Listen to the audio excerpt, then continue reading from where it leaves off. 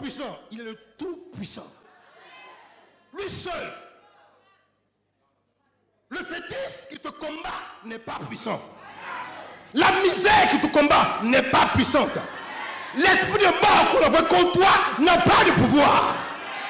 Il dit Jésus est. C'est un cri qui vient d'ici. Je n'ai que toi seul, toi seul. Tu es mon tout-puissant en moi. Camarade, pourquoi tu as peur? Tape ton voisin, il faut dire pourquoi tu as peur. Il est le tout-puissant. Alléluia. Voilà. Merci, soyez bénis. Alors, nous voulons continuer sur notre lancée aujourd'hui et nous allons parler un peu de notre Créateur, de ce Jésus tout-puissant qui nous a donné la vie et qui est mort et qui est revenu à la vie pour nous. Aujourd'hui, nous continuons notre thème sur les 7 montagnes de la vie spirituelle de Jésus-Christ de Nazareth. Aujourd'hui, c'est l'acte 3.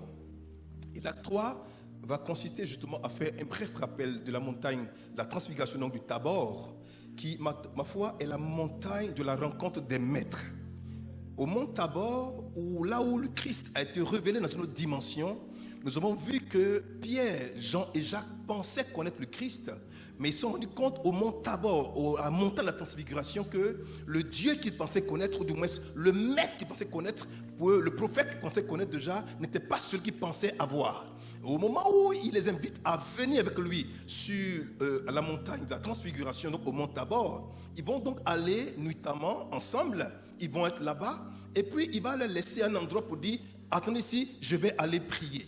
La Bible dit qu'il va s'éloigner d'eux à la distance d'un jet de pierre. C'est pour dire que de là où étaient les apôtres et de là où Christ priait déjà, il peut le voir aisément et il peut le voir facilement. Au moment où ils commencent à le regarder, à un moment donné, après être sortis de leur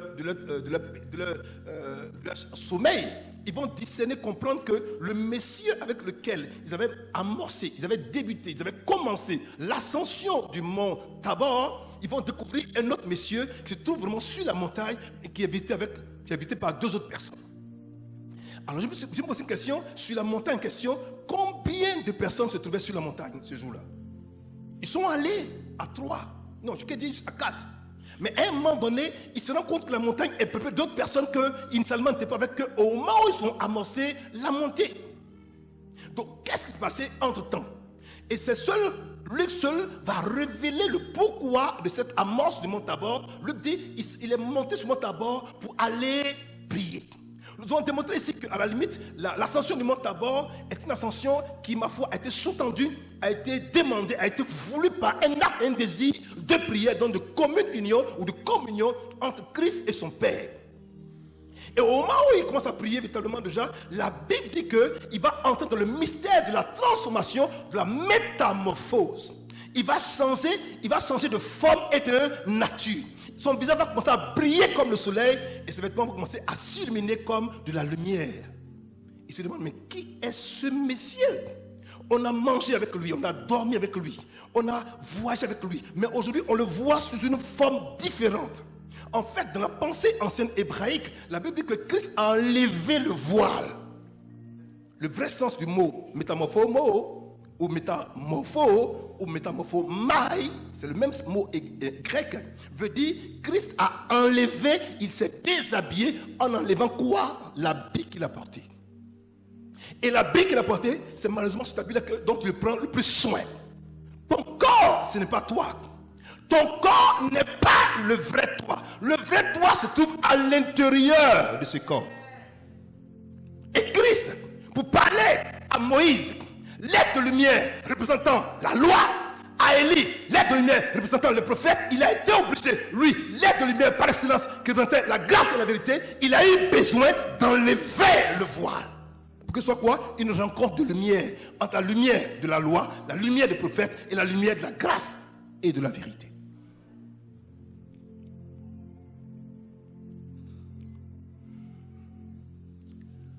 La parole de Dieu est décrite comme étant une lumière. Donc ceux qui en sont les précurseurs sont porteurs de lumière, sont agents de lumière, sont instruments de lumière. Par conséquent, là où ils sont déjà, la lumière qu'ils ont véhiculée dans leur période, dans leur époque et dans leur dispensation, normalement et naturellement, doit être manifestée au moment où ils agissent. Et ça a été fait au moment précis à cet endroit. Je vous assure, c'est la vérité. Et il parle.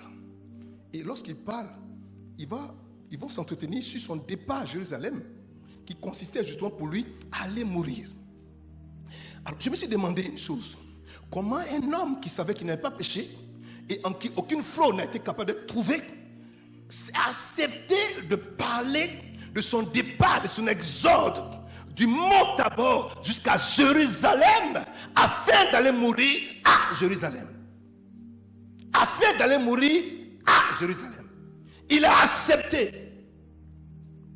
Et au moment où il part, cette descente, après l'ascension du mont Tabor, cette descente va nous introduire vers une autre montagne. La montagne de l'angoisse ou la montagne de Gethsémani.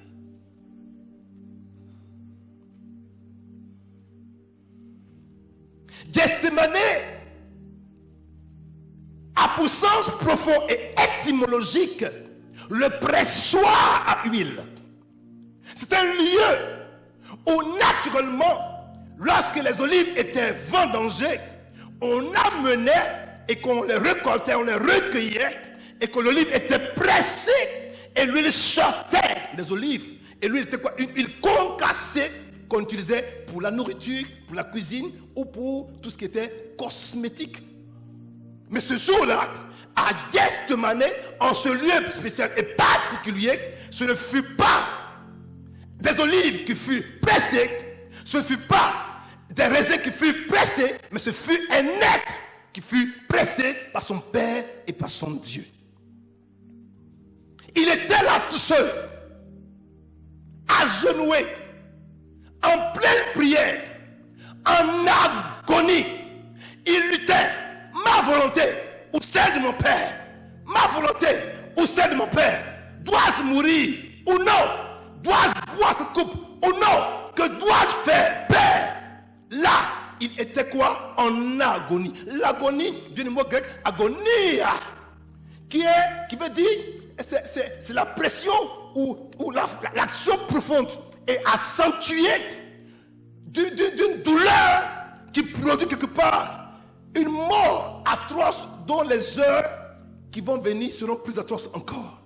Quand on est agonie, c'est la dernière heure qui précède une mort atroce.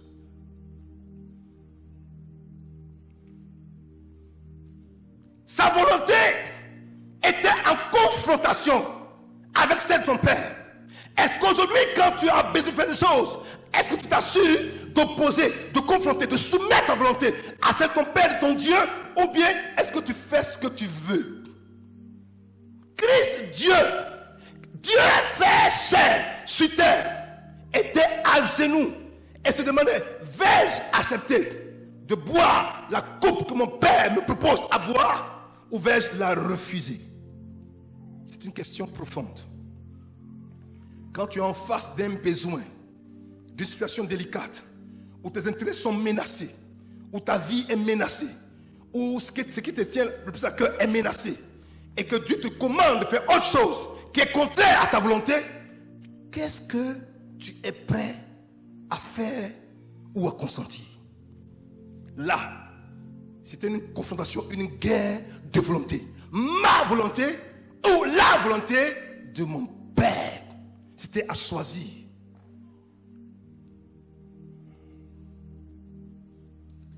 C'est à Gethsémani que la trahison des proches a été manifestée. Christ n'a pas été trahi par un homme étranger à lui. Non. Il a été trahi par les proches parmi les plus proches. Car celui qui l'a trahi appartenait au cabinet des 12. Il fait partie des hommes pour lesquels Christ a passé toute une nuit en prière. Il a aussi choisi. Et c'est parmi ce groupe-là que le traître est venu. À Gethsémani, Christ a été arrêté. Et quand il a été arrêté, tout le monde a fui. Pierre a fui. Jean a fui. Jacques a fui. Barthélemy a fui. Tout le monde a fui. Il est resté seul. Je vous dis la vérité devant Dieu. Un enfant de Dieu, un serviteur authentique de Dieu, il y a un moment de ta vie où tu te sentiras extrêmement seul. Il y a un moment de ta vie où tu seras extrêmement seul. Pour les hommes. Mais en réalité, tu n'es pas seul sur le regard de Dieu. Si tu sais t'appuyer sur ton Créateur, tu sais compter sur lui, l'épreuve que tu vis maintenant n'est pas pour la mort. Non, mon fils, n'aie pas peur. Parce que c'est après l'épreuve, c'est après le test que vient l'attestation. Tu as besoin de passer par là pour qu'on te reconnaisse comme un homme qui est digne et qui a été trouvé vainqueur et à qui on peut donner un diplôme et une récompense. Mais c'est après le test que vient l'attestation. Pourquoi tu promènes des regards inquiets? Tu te poses des questions, tu te dis, mais de quoi demain sera fait? Oui, même Christ a appris l'obéissance par les choses qu'il a souffertes. Il a souffert, lui Christ. Lui Christ.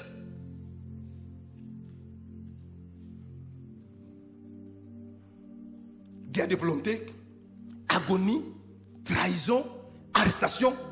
Tels sont les 4 éléments qui ont parsemé, qui ont meublé la vie du Christ sur la montagne de l'agonie. Là-bas, là-haut, tout seul. Tout le monde a fui. Tout le monde est parti. À Gethsémani, une chose bien se produite. Après qu'il y ait la transfiguration, que Moïse soit apparu, que Élie soit apparu, même eux, on dit, ils n'étaient pas présents. Il est resté seul face à son destin. Seul face à son histoire. Seul face à sa vie. Vais-je continuer? Vais-je renier ma destinée, mon destin, mon chemin? La route que Dieu a tracée pour moi, que vais-je faire? Je vous en prie, mes enfants. La chrétienté n'est pas une religion. Non, je vous en prie. C'est la vie de la divinité dans l'humanité. Et lorsque la divinité vient dans l'humanité, il y a un prix à payer. Il y a un sacrifice à consentir. Et c'est là que Dieu opère le tri. C'est là. On ne veut plus de ça. Quand tout est beau, quand tout est parfait, quand tout est nickel, on est heureux, on est bon chrétien. Mais quand vient l'adversité, alors, on se dit, mais est-ce que je suis à la bonne place? Ne me suis-je pas trompé d'adresse, d'église, de pasteur? Non! Même lui-même Dieu, quand il dit aimer et servir, il a appris l'obéissance par les choses qu'il a souffertes. On dit les, c'est au pluriel. C'est-à-dire qu'il a connu beaucoup de souffrances. Il était troublé. Il luttait, se demandait, mais cette couple-là, Seigneur, est-ce que tu peux l'éloigner? Il dit, Seigneur, éloigne-la de moi. Emporte-la. Et puis il dit, non. Si tu l'éloignes de moi, quand je regarde mon fils Blaise, quand je regarde Catherine, quand je regarde Mireille, si tu l'éloignes de moi, que vont-ils devenir? Il a pensé à toi pour accepter de passer par là. Il a pensé à toi et à moi. C'est la vérité. Comprends que la vie qu'on t'a donnée est un privilège. Tu es une privilégiée de connaître Dieu, de connaître le Christ, car beaucoup ont voulu être à ta place, n'ont pas eu la grâce d'être à ta place. Alors, honore ce privilège. Honore ce privilège. Honore ce privilège. Et ne le méprise surtout pas. Oui, cette coupe est la coupe de douleur, une coupe de souffrance, une coupe de tourment, une coupe de mort, une coupe d'abandon. Mais il a dit, Seigneur, non pas ma volonté, mais toi, ta volonté. Je suis prêt à aller jusqu'au bout. Car si je refuse de la boire, Blaise la boira, Catherine la boira, Quadio la boira, Dupuche la boira, Jackson la boira, King Kong la boira. Peu importe où tu es, il a fallu qu'un homme la boive, qu'une personne la boive, que d'autres ne boivent pas. Il a accepté de la boire pour que toi et moi, nous soyons épargnés. Je vous en prie. Qui vous a dit que quand on est chrétien, il n'y a pas de preuve? Quand on est chrétien, ce n'est pas difficile. Qui vous a dit ça? Qui vous l'a dit? Qui vous l'a dit? Non! Justement, c'est parce que tu as été choisi, a été mis à part, qu'il permettra que, pour voir si oui ou non, ce que tu penses être en toi est fondé ou non. Même à l'école, à un moment donné, il y a un test. On appelle ça concours, examen, épreuve. Même à l'école, on appelle ça épreuve du baccalauréat, épreuve du CEP, épreuve du BEP. C'est une épreuve. On va t'éprouver. Tu as bien appris ou non? Pourquoi c'est à l'église qu'on ne veut pas voir l'épreuve? Pourquoi?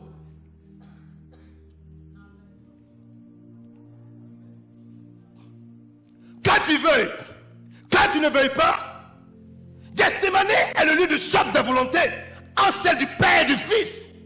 Dieu a sa volonté, le Père avait sa volonté et le Fils avait la sienne. Mais le Fils a accepté de soumettre sa volonté à celle de son Père. C'est ça, un fils obéissant.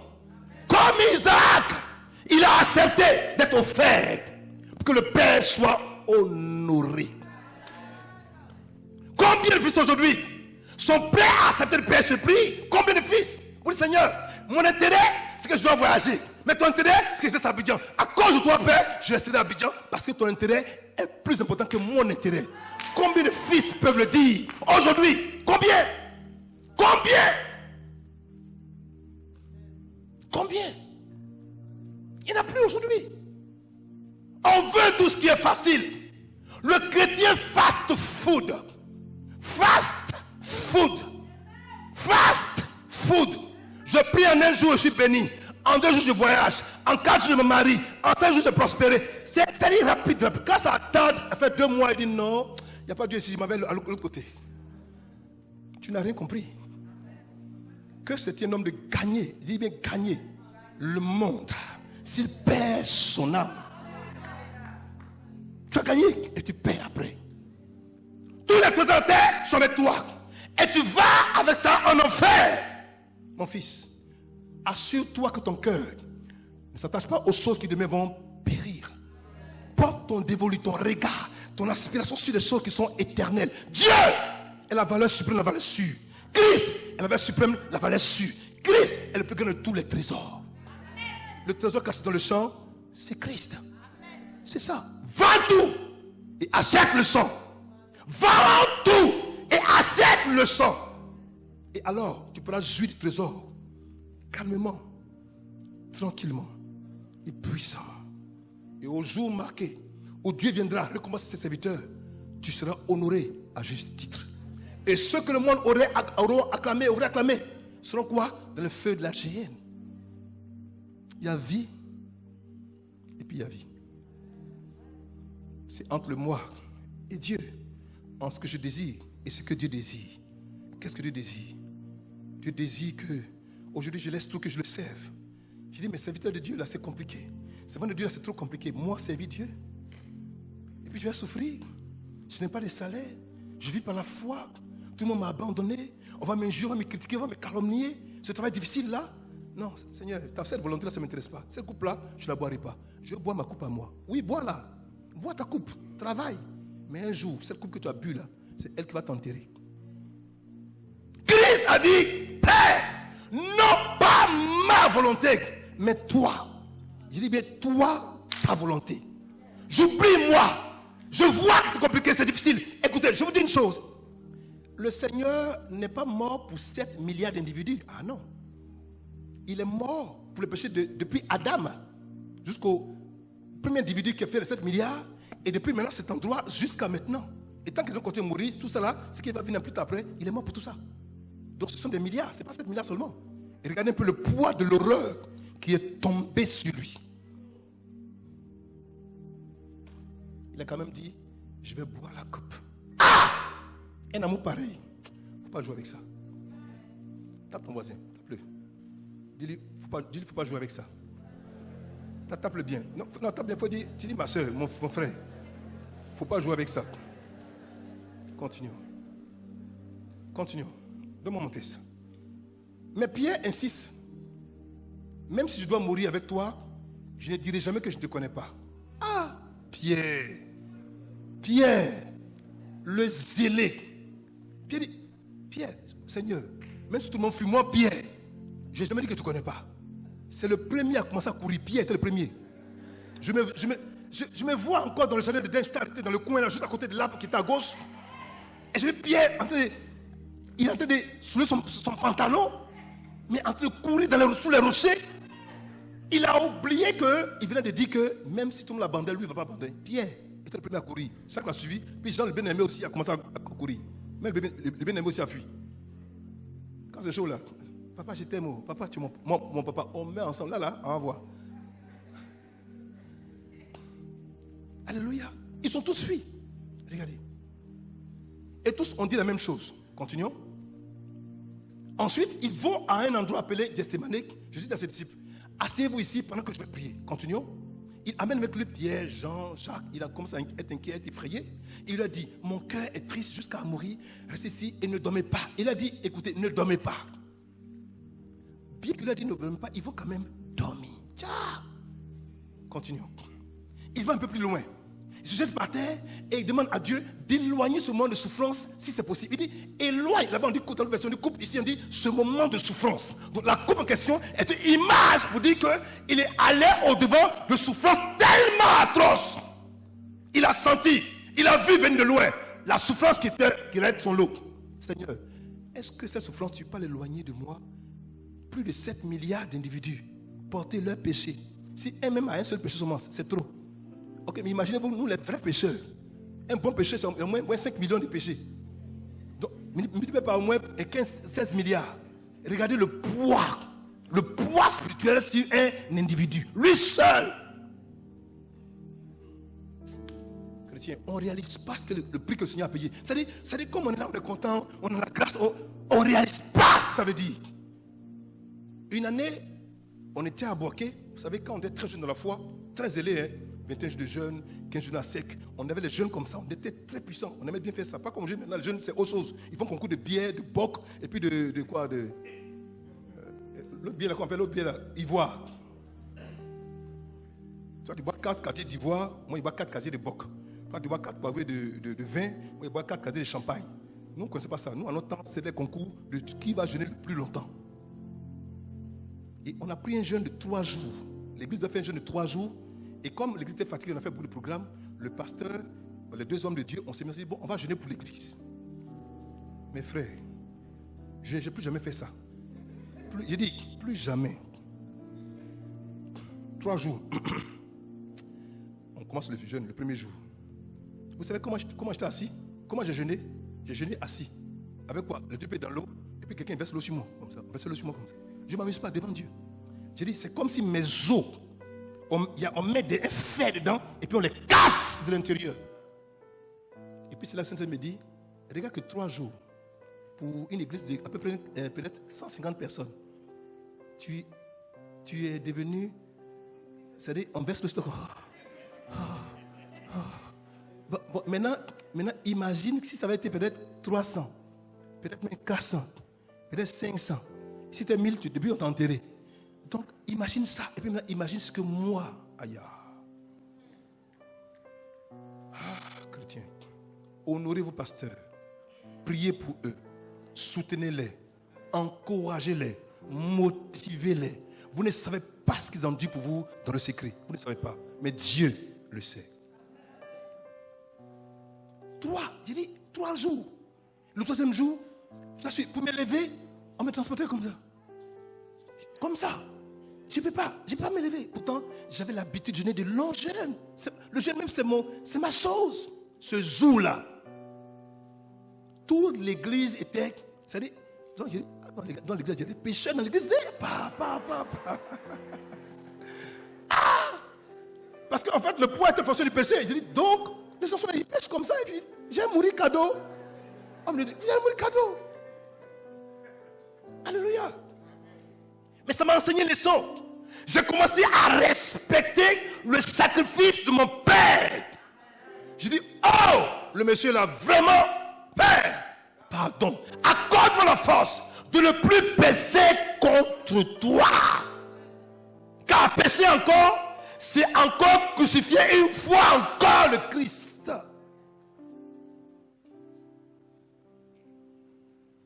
Mon évangile ne plaît pas aux gens, mais c'est mon évangile. Je vous en prie. Et au sortir de là, ça m'a conforté, ça m'a obligé à avoir une consécration plus accentuée. Ça m'a obligé à être encore plus rigoureux avec moi-même et à prendre conscience de la valeur du privilège que j'ai obtenu de connaître Christ et de faire de moi son serviteur. Continuons. Et il dit, Abba Père, pour toi, tout est possible. Éloigne de moi cette coupe de souffrance. Éloigne de moi cette coupe de souffrance. Il a dit que ça prie, Seigneur Père, éloigne de moi cette coupe de souffrance. Mais regardez ce qu'il va dire après. Pourtant, ne fais pas ce que je veux, mais fais ce que toi tu veux. Il s'abandonne. Il se donne, il s'offre. Il dit, Père, si c'était moi, ma volonté, mon désir, ce que je fais, c'est ne pas mourir avec cette souffrance. Mais je sais que ça va te servir quelque chose qui te tient à cœur, qui réjouit ton cœur. Alors moi là, je suis pour toi. Fais de moi ce que tu voudras. C'est ce que ça veut dire. C'est pour cela que Isaac, quand son père l'a envoyé sur le mont Moria, et qu'en partant, il a dit aux serviteurs, et avec l'âne, restez ici, l'enfant et moi nous aurons adoré sur la montagne. En fait, ceux qui sont restés sous la montagne, en bas de la montagne, ils avaient quoi? Ce sont les adorateurs sur la dimension de l'âne. Vous savez, pour pouvoir faire quelque chose, il faut les taper d'abord pour faire quelque chose. Mais l'enfant a suivi naturellement son père, il a cru dans son père. L'enfant et son père sont montés sur la montagne pour aller adorer, non pas selon l'âne, mais selon les esprits. Arrivé là-bas, l'enfant n'a pas eu besoin que son père lui parle. Quand il a posé la question à son père, dans la vallée, en bas de la montagne, son père lui a dit, mon fils, c'est vrai, il y a le bois, c'est vrai, il y a le couteau, c'est vrai qu'il y a le feu, mais pour l'Holocauste là, Dieu a ce pouvoir là. L'enfant a cru en son père. Et arrivé là-bas, la scène jusqu'à aujourd'hui reste un mystère. Parce qu'au moment où ils quittent la vallée, ils ont quitté tous les villages, qui se mettent sur la montagne, et qu'il y a dans cette rencontre entre le père et le fils, entre Christ et son père. La volonté d'Isaac ne comptait plus. Il voulait vivre, c'est vrai, Isaac. Il a été demandé par son père, par sa mère pour vivre. Mais Isaac dit, c'est mon père. S'il veut me tuer, il va me tuer. S'il me remplit, il va me remplir. C'est mon père. Les grands docteurs de la loi disent qu'il devait avoir entre 15 et 17 ans. Il avait de la force. D'autres même disent 21 ans. Un vieillard de 100 ans. Il va le cogner puis part. Il est resté calme. Le monsieur l'a attaché les bras, a attaché les pieds. S'il était comme ça, le pied, mais le bras, j'allais le cogner. Mais il a attaché bras et pieds. Il a posé sur l'autel. Il est resté. Oh Seigneur, est-ce qu'il y a encore des Isaac? Il y a encore de Jésus-Christ encore sur cette terre. Est-ce que ça existe encore? Est-ce que ça existe encore? Des hommes prêts à souffrir. Père, me voici. Fais de moi ce qui bon te semble. Père, fais. Il prend le feu, il le place.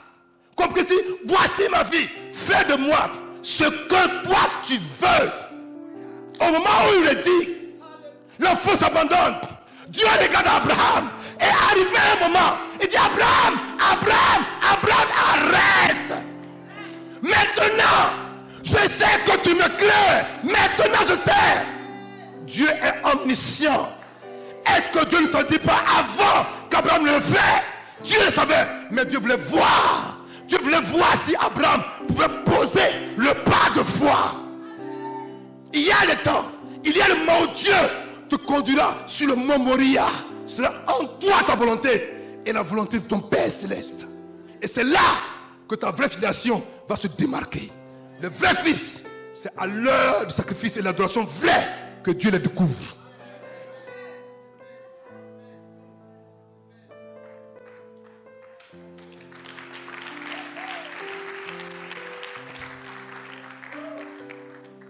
Jésus revient vers les 3 disciples et il les trouve endormis. Il dit à Pierre, Simon, tu dors.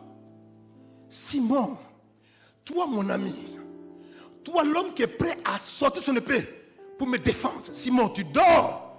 Simon, cette heure-là, on ne dort pas. Il y a des heures où on peut dormir, il y a des heures où on ne dort pas. L'heure-ci est une heure où on ne doit pas dormir. Mon fils, l'heure est arrivée. Tu n'as plus le droit de dormir car ton Père, ton Sauveur, ton Créateur, sa vie est en danger. Lève-toi et veille. Et il va de ta vie. Elle t'a suivi. Mais Simon dormait. Si Simon dormait, c'est que Jean et Jacques étaient déjà très loin dans le sommeil. Tu n'as pas eu la force de rester éveillé, même pendant une heure, Simon. Continuons. Restez éveillé et priez pour pouvoir résister. Quand l'esprit du mal vous tentera, ça viendra un jour. L'esprit mal viendra un jour vous tenter. Mais dit pour avoir la capacité, le pouvoir, le potentiel, l'habilité à pouvoir résister, vous avez le devoir de conquérir, d'acquérir, de raffermir votre position spirituelle par l'éveil et la prière. Un homme qui veille constamment dans la prière, ou un homme qui est assidu à la prière, est un homme qui est un homme éveillé spirituellement parlant. Et quand on est éveillé spirituellement parlant, alors, quelle que soit l'adversité, on a toujours en soi la capacité et le potentiel pour contrecarrer l'opposition et pour la soumettre. Aujourd'hui, on n'aime plus la prière. Je le dis toujours.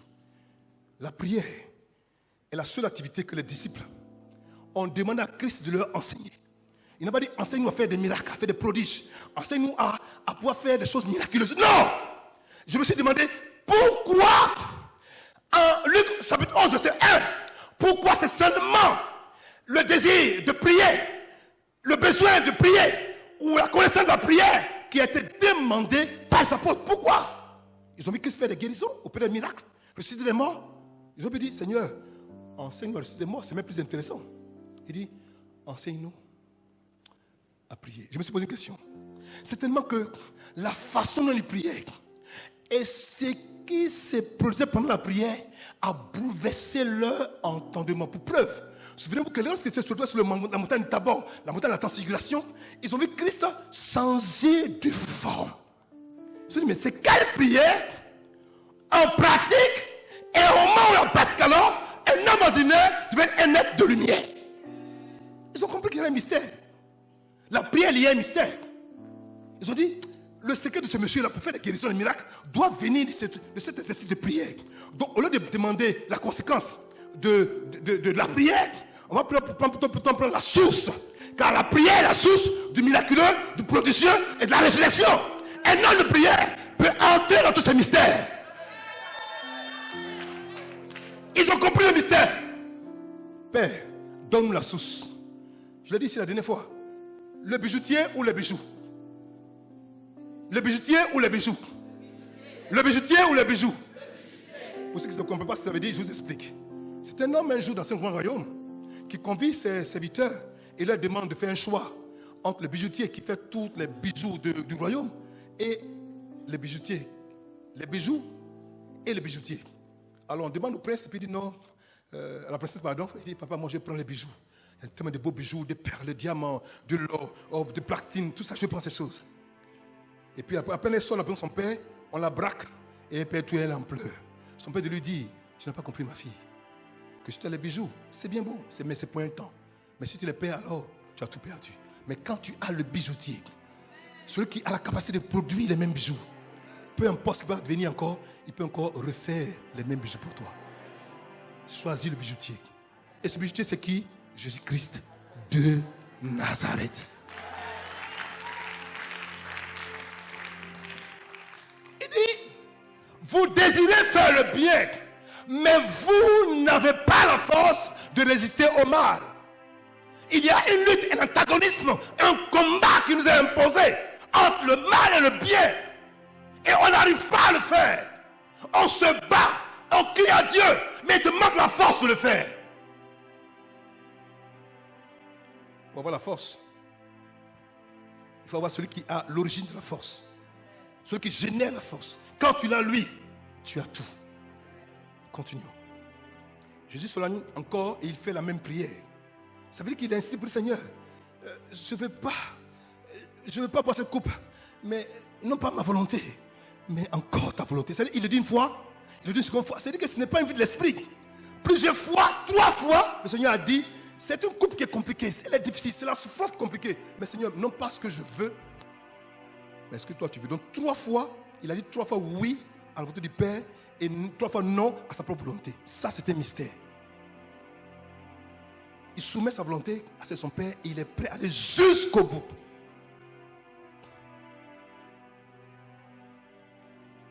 Il revient, les 3 disciples, vers les 3 disciples, pardon, il les trouve endormis. Il est allé cette fois-ci-là, ils sont en train de, ils sont en train de tirer, mais pas. Ils dorment grave. Il les trouve, il constate qu'ils sont complètement quoi? Endormis. Regarde ce qu'il va dire. Ils ne peuvent pas garder leurs yeux ouverts. Ils ne peuvent pas. C'est-à-dire, ils font un effort comme ça. Ils font ça. Ils font comme ça. Et puis ça fait comme ça. Et ils prennent un main comme ça. Et puis ils font ça. Mais ils ne peuvent pas. Quand ça arrive là, c'est-à-dire quand ça arrive, tu as beau te battre, ça te prend certainement en bas comme ça. Sommeil. Il dit, ils ne peuvent pas garder leurs yeux ouverts et ils ne savent pas quoi lui dire. Continuons. Une 3e fois, Jésus s'éloigne et il revient. Il dit à ses disciples, vous dormez encore et vous vous reposez. Et il a dit maintenant, j'aime ça, c'est fini. Ce petit mot m'a amené à la réflexion, à l'introspection. Je me suis dit, mais pourquoi il dit c'est fini? Pourquoi il dit c'est fini? Après qu'à 3 reprises, seul, il allait lutter sa volonté contre celle de son père, la guerre entre sa volonté et la volonté de son père. Et puis après, il dit, c'est fini. Qu'est-ce qui est fini? Il dit, c'est le moment. Voici le moment que Dieu a choisi pour te bénir. Voici le moment que Dieu a choisi pour te parler. C'est le moment. Il y a un moment pour tout. Et il dit, le Fils de l'homme va être livré aux mains des pécheurs. C'est fini. Mais le mot c'est fini m'a intrigué. Et c'est fini, dormez, c'est fini. Je suis vaincu, mais c'est fini pourquoi? J'ai pensé, j'ai réfléchi, et j'ai compris que Christ est un homme spirituel. Il voulait que, humainement parlant, ses fils le soutiennent dans la prière pour qu'il soit fort. Il s'est rendu compte que ce combat n'était pas le combat de ces 3-là, parce qu'il pouvait passer un combat à un autre niveau. Et c'était entre lui sa volonté et celle de son père. Au moment où il dit c'est fini, ça veut dire j'ai abdiqué, j'ai accepté, je suis résolu, décidé. Ma volonté, c'est fini. Père, c'est pour toi là qui va commencer maintenant à se présenter. C'est ta volonté maintenant qui va commencer maintenant à opérer. Donc c'est bon, c'est bon. Je ne lutte plus. Il n'y aura pas une 4e fois. C'est bon, c'est bon. Et il dit après, le Fils de l'homme, c'est-à-dire lui, va te livrer la main des pécheurs. Et c'était de ça qu'il avait peur. Regardez ce qui va se passer. Levez-vous. Allons. Voyez, l'homme qui me livre est arrivé. Au même moment, pendant que Jésus dit cela, Judas, dis bien Judas. Dis bien Judas. L'un des 12 arrive. Il y a avec lui une foule de gens avec des armes et des bâtons. Il vient de la part des chefs des prêtres, des maîtres de la loi et des anciens. Judas, celui qui livre Jésus, a déjà expliqué à la foule ce qu'il va faire.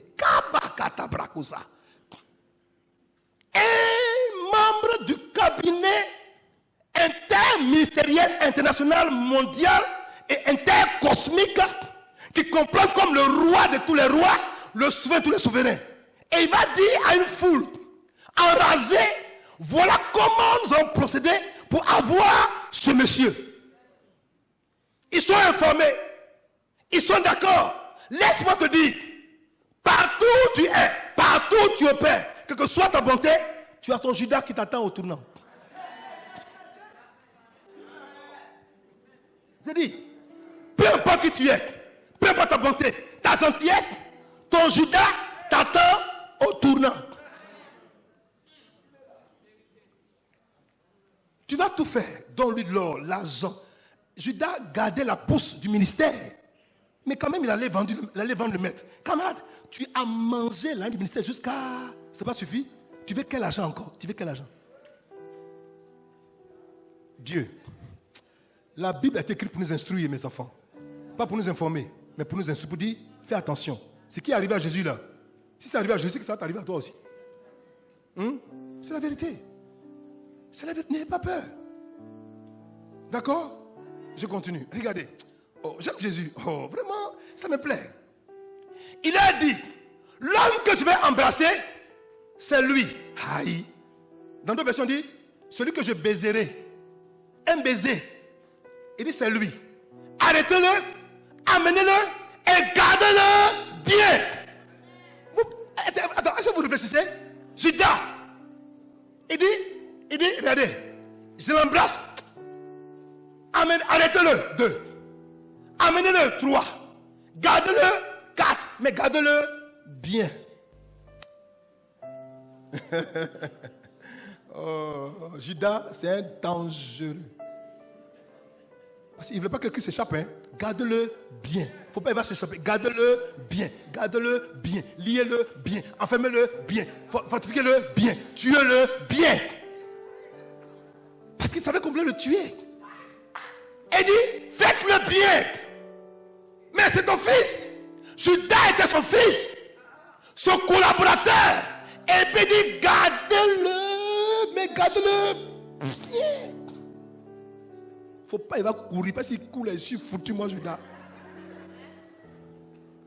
Il n'a pas pensé que celui dont il parlait, on ne peut pas l'arrêter. On ne peut pas l'amener.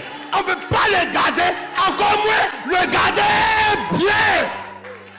On ne peut pas. Il dit, ma vie là, j'ai le pouvoir de la donner. Et j'ai le pouvoir de la reprendre. J'ai le pouvoir. Il dit, j'ai. Il dit, j'ai.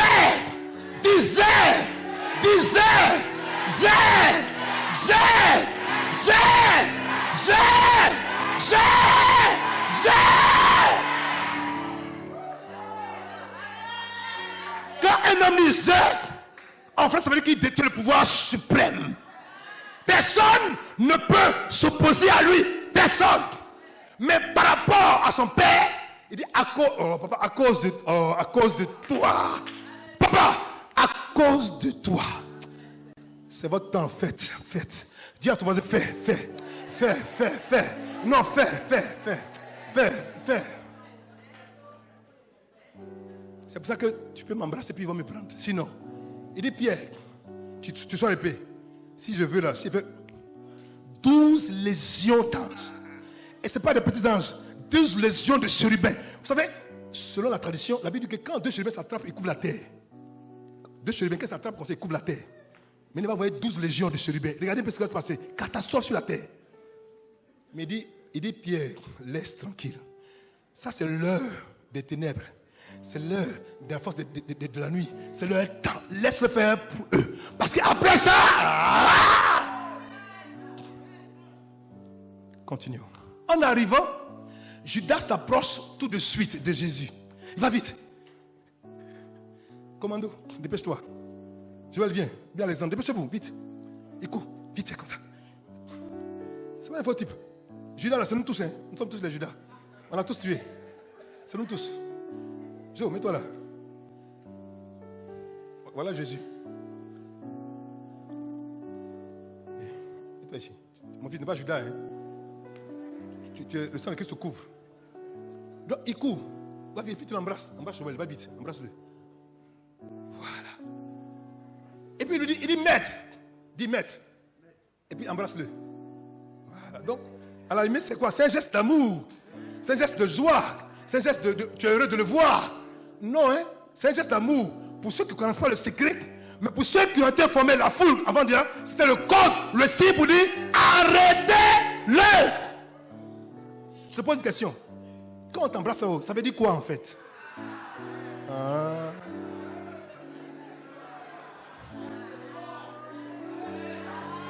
Quand on t'embrasse là, ça veut dire quoi en fait? C'est bon. Quand il vient t'embrasser, ma chérie, ma cocotte, mon coco, oh ma sœur, ma sœur. Ça fait longtemps que je vais te voir. Et puis pia, pio, pia. Ça veut dire quoi? Quel est le code? Quel est le sens profond, le sens spirituel de ce baiser? Il y a 7 baisers dans la Bible. 7 baisers que j'ai déchiffrés. File-moi ça, les 7 baisers de la Bible.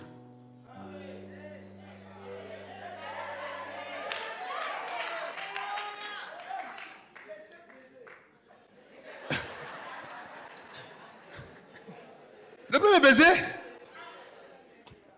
nous trouvons dans la Bible, la parole de Dieu, 7 baisers de caractère différents. Il y en a 7. Premier baiser. Le baiser de pécheresse. On appelle ça le baiser de repentance. Il y a des baisers qu'on fait, baiser, on se fait repentance.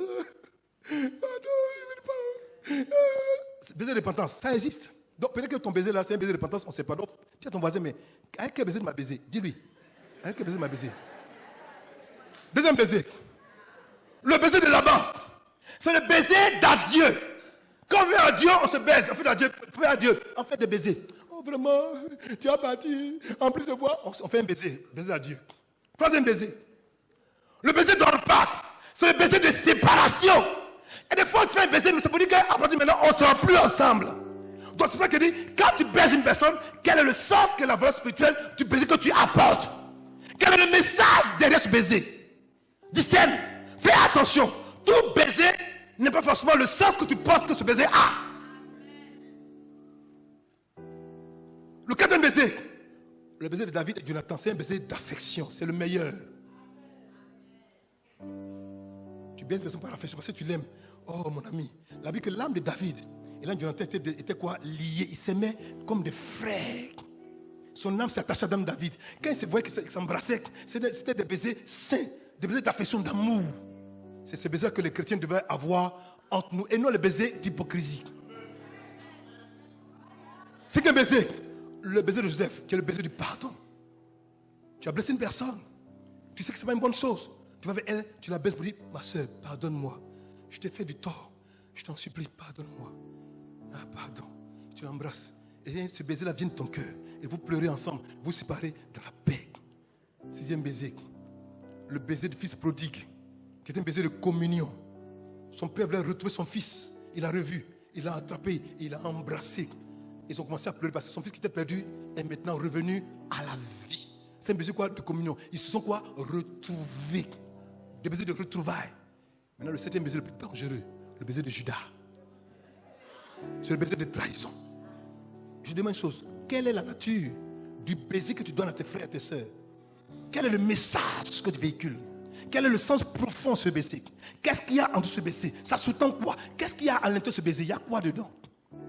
Même quand tu prends la femme de quelqu'un, que tu l'embrasses, tu as un baiser là, tu te dis, hé ma soeur, il y a quoi dans ton baiser? Il y a quoi dedans? Un baiser de convoitise?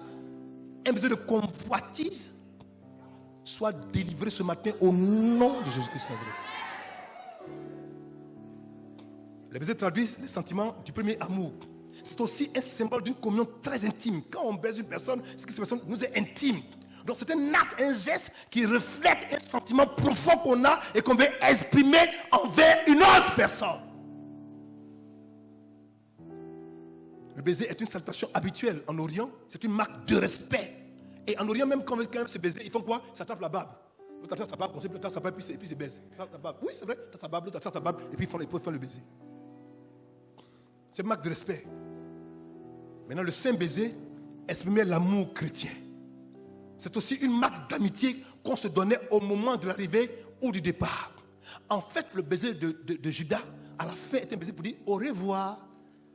Il ne faut pas dire, on ne veut plus de toi, tu nous déranges, va-t'en, c'est bon, vas-y. Un baiser de revoir, d'adieu, parce que pour lui, que ça allait mourir. Maintenant, là où il y a le mystère, quand vous allez lire Luc chapitre 22, verset 1, verset 3, vous allez voir que précisément, au verset 1, on dit les sacrificateurs, les scribes, les docteurs de la loi cherchaient plusieurs moyens d'arrêter et de faire mourir le Christ. Ils cherchaient, ils n'ont pas trouvé. Et voici que verset 3, on dit, or, Satan entra en Judas. Donc en fait, l'homme qui allait baiser le Christ sur la montagne de Gethsémani, en fait, ce n'était pas Judas. Son corps, c'était Judas. Mais l'esprit intérieur n'était pas Judas, c'était Satan lui-même. Je ne l'ai même pas compris.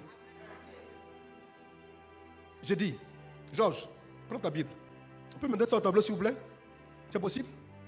Luc 22, verset 1 à 3. Vous allez comprendre quelque chose. C'est pour ça que fais attention. Souvent, tu te tombes de combat. D'accord? Luc 22, verset 1 à 3. Vas-y, mon fils. Luc chapitre 22, verset 1 à 3. D'accord? La fête des pains sans levain, appelée la Pâque, approchait. Souvent, quand on parle de la Pâque, on oublie que la Pâque est une fête sanglante. La Pâque, c'est vrai, ça fait de la délivrance. Cette délivrance a pour préalable d'abord le sang versé. D'accord? Donc, ça veut dire que si on parle de Pâque, c'est quelque part, il faut que le sang verse. Le plus souvent, on oublie ça. La Pâque, ce n'est pas la fête des chocolats, c'est une fête sanglante, une fête de délivrance, mais qui a pour préalable le sang d'un innocent qui est versé. N'oubliez pas ça. Ok? On y va. Les principaux sacrificateurs et les scribes cherchaient les moyens de faire mourir Jésus. Ils cherchaient quoi? Les moyens sont pluriels de le faire mourir. Regardez. Craignaient le peuple. Or, Satan entra dans Judas, surnommé Iscariote, qui était quoi?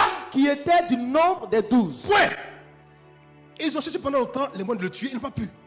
Et puis, un moment, Satan regarde parmi les 12, il voit qu'il y a une faille dans la vie parmi un des membres du cabinet de Christ.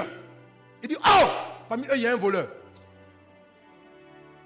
Satan ne va pas envoyer un de ses généraux, ni une armée. Lui-même, Satan va se lever, va entrer en Judas, pour s'assurer que le coup là, cette fois-ci, ne va pas échouer. Je vous pose une question. Celui qui allait sur le mont des Oliviers pour aller l'embrasser là, c'était Judas ou bien c'était Satan? Il allait l'embrasser. En fait, Satan voulait se moquer du Seigneur pour dire, tu as tout fait, tu as échappé à tous mes pièges, j'ai tout fait, mais cette fois-ci là, je t'ai eu. Il allait se moquer de Christ. Il a pris le corps de ses fils qui, ma foi, a ouvert une porte. Il est entré, s'est assis, il a conduit le corps physique de Judas. Mais ce baiser n'est pas le baiser de Judas, c'est le baiser de Satan au travers de Judas. Verset 47. Verset 47. Du même chapitre.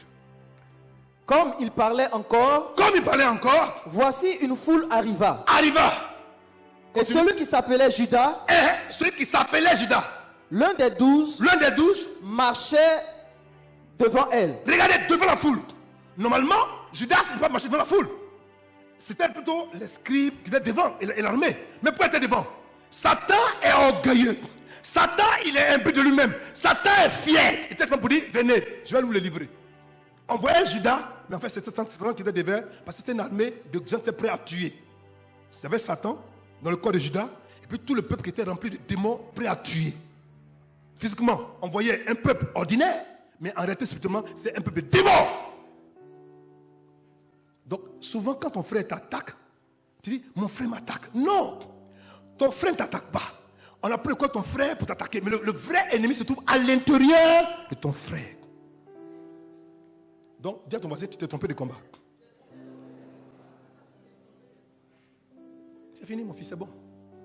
C'est-à-dire, Judas, pour preuve, après qu'il ait fini de vendre le Christ, qu'ils l'ont pris maintenant, après, il allait pleurer. J'ai vendu ça innocent. Parce qu'en ce moment, qu'est-ce qui s'est passé? Satan s'est retiré de lui. Donc, il réalise maintenant qu'il a fait une chose horrible. L'argent qu'il voulait avoir, il prend ça maintenant. Et puis, il jette ça là-bas. J'ai pas de cet argent. Mon Jésus, il jette là-bas. J'attends à vite faire son travail, il est déjà parti. Donc, souvent, tu combats le mauvais ennemi. Nous n'avons pas lutté contre la chair et le sang, mais contre les esprits méchants dans le lieu céleste. Donc, c'est-à-dire, ne regarde pas le corps. Discerne d'abord. Demande à Dieu. Prie. Dis à Dieu. Qui est entré à mon frère? Qui avant était bon, gentil, qui m'aimait, qui me soutenait, qui maintenant est devenu résolument mon ennemi. Qu'est-ce qui s'est passé en temps? Satan est entré en lui. En temps, un esprit de jalousie est entré en elle. Et puis commence à te jalouser maintenant. Tu as compris? Reviens mon petit, on va partir. C'est bon. Continuons. On y va. C'est lui qui fonctionne. Laisse tout ça. Donne-moi ma seconde montagne. Regardez. La montagne de la croix ou de Golgotha. Tiens, est-ce que je pourrais finir ça aujourd'hui? La montagne de la croix ou de Golgotha. Dans la Bible, il y a 4 croix. Ou du moins dans la vie, ou du moins de façon connue, c'est plus juste, de façon connue, il y a 4 croix. Premièrement, il y a ce qu'on appelle la croix de Saint-André. La croix de Saint-André qui est une croix qui est comme un X. Ensuite, il y a ce qu'on appelle la croix grecque. La croix grecque, c'est une croix qui, ma foi, est comme ce qu'on appelle, comment je vous dis ça déjà? C'est une croix qui fait comme un plus. Voyez-vous? Comme la croix de la Suisse, là, ça fait un plus. La croix de Saint-André fait une croix comme ça, comme un X. La croix grecque, ça fait comme ça, comme qui est croisée en deux. Il fait un plus. Et maintenant, la croix de Saint-Antoine, ça fait un T. C'est la troisième croix, la croix de Saint-Antoine fait un T. La quatrième croix maintenant, c'est ce qu'on appelle la croix latine, mais qui a la forme d'un poignard. Et c'est cette croix-là qui, ma foi, c'est sur cette croix-là que le Christ a été crucifié. Et je me dis, mais pourquoi cette croix avait la forme d'un poignard? C'est quand même bizarre. Il a été dit à Marie qu'une lame va te transpercer l'âme. Cette lame qui transperce son âme là, déjà, c'était le fait que son fils bien-aimé allait mourir sur une croix. Et c'était quelque chose de tellement horrible. Tellement horrible. Et on le prend et on le met là-bas. La croix était quoi? C'était le passage pour Christ de quitter la vie des hommes pour entrer dans la vie de l'esprit. Écoutez, je vous ai dit que sa marche vers Jérusalem était un exode. De même que Moïse avec son exode, il a pris le peuple depuis Canaan, depuis l'Égypte, il a conduit à Canaan, que Élie a fait son exode en quittant là où il est parti pour traverser le Jourdain pour aller de l'autre côté. Christ aussi a eu son exode. Cet exode-là, il devait quitter ce monde-là pour entrer dans quoi? Dans l'éternité. Donc la croix a été l'instrument, le moyen par lequel cette bénédiction allait se produire. Mais regardez un peu le sens profond de la croix de Golgotha. On va lire. On y va. La fête de pains sans levain, appelée la Pâque, approchait. Le principal sacrificateur et les scribes cherchaient le moyen de faire mourir Jésus car ils craignaient le peuple. D'accord? Or, Satan entend dans Judas, surnommé Iscariote, qui était du nombre des 12. Point. Ça, c'est ce qu'on a expliqué tout à l'heure. Maintenant, ils vont tout faire, ils vont le prendre, ils vont le mettre, envoyer maintenant à un lieu qu'on appelle Golgotha, qui veut dire le lieu, l'endroit du crâne. Alors, je me suis posé une question. Pourquoi un lieu qu'on appelle et qu'on a baptisé le lieu ou l'endroit du crâne? Pourquoi le crâne? Pourquoi pas le pied? Pourquoi pas la côte? Pourquoi pas la tête? Mais pourquoi le crâne? Et cette montagne-là, quand même, le Christ l'a gravie.